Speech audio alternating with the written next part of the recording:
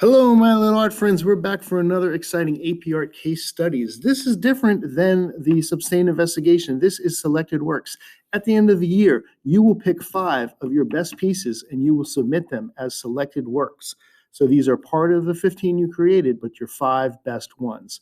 Now, they are judged a little bit differently. They are judged on the writing inquiry, they are judged on the material process and ideas, and on your 2D skills, because this is about quality work, your 5 best pieces. So we're going to look at case study number 2, selected works. This is this person's 5 best works. Here we go. This student wrote that they are aiming to symbolically represent a number of relationship types. For example, toxic relationship, painful, infectious relationship, in a series of oil pastel portraits. So we know what she's trying to do and we know the medium. Let's take a look at the art. This is number 1. This is symbolic relationship. She wrote that it's oil pastel and that she used the process of scraping, baby oil, and layering. Okay, symbolic relationship. There's a fish in the eyeball. It's up close, nice dynamic composition, good use of colors. So let's look at the next one. 5 works we're looking at number 2 here. Mutualistic relationship. Does that represent that to you? I'm not sure, but maybe you see it better than I do. Oil pastel again on charcoal paper, scraping baby oil, layering, the same process. This is number 3, painful, infectious relationship. This is nice. Look at, she's in the background and she's maybe ripping the Band-Aid or she's putting the Band-Aid on. That infectious relationship right there. Again, oil pastel and the scraping baby oil process. Number 4, a parasite, toxic relationship. It's like she's got a frog in her mouth. Nice up close view of the mouth, oil pastel again, scraping baby oil. And number 5, the toxic relationship. She's scratching her back there and she's got this nasty relationship on her back. So that's the art. Let's look at the score. What do you think she got?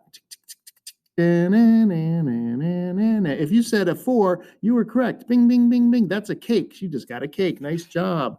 Why did she get the score of a 4? Let's take a look at the results. Here it is. The writing, and I'm going to talk about some of the things she did that could have made her have a 5. The writing is minimal. You only get to write 100 characters here. It's like you're making a tweet if you've ever tweeted it before. But she went real minimal. She just wrote mutualistic relationship. She had lots more characters. She could have wrote a whole sentence there. So further elaboration of the idea might have been helpful. That's what they're saying. And more information on exactly what was scraped and layered and how might that have led to the further insight into the understanding of the work. She just wrote scraping baby oil and layering. She could have wrote a lot more like, I scraped it by doing this, I scraped it by doing that. So when you're doing the writing, even though you only have 100 characters, in the selected work section, you want to write as much as possible. Take up the whole 100 characters and really explain yourself. These people can only see your work. The writing helps. Number 2, materials, process, and ideas. The materials and processes related to the idea, they did relate, but they could have been pushed further with additional experimentation.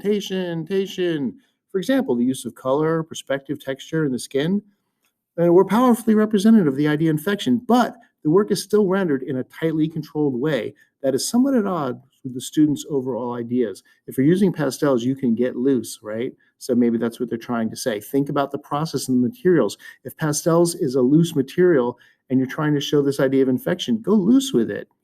Think about how your materials and your process match each other and push it further with additional experimentation. Continuing with that, an example of it, she said she has the process of scraping and layering of the baby oils, right? Well, the student might have found other ways to do that. Again, experimentation. They could have worked with other additives or subtractive methods to push the idea further. So yeah, they did scraping, but they did scraping in every single one of these 5. What else could they have done? Process, ideas, experimentation. That's what I'm saying. Number 3, skills. This is the last one, 2D skills. There is evidence of a range of 2D design elements in making these images as dynamic as possible. Agreed. This is a nice close-up picture, a very dynamic angle. It's not straight on. If you look at the other one, that previous one, I'm back up there, that's a really cool angle as well. So she really did she did something good there. That's what I'm trying to say. Dynamic as possible. Good thing. My phone just pinged. Okay, we're going to keep going.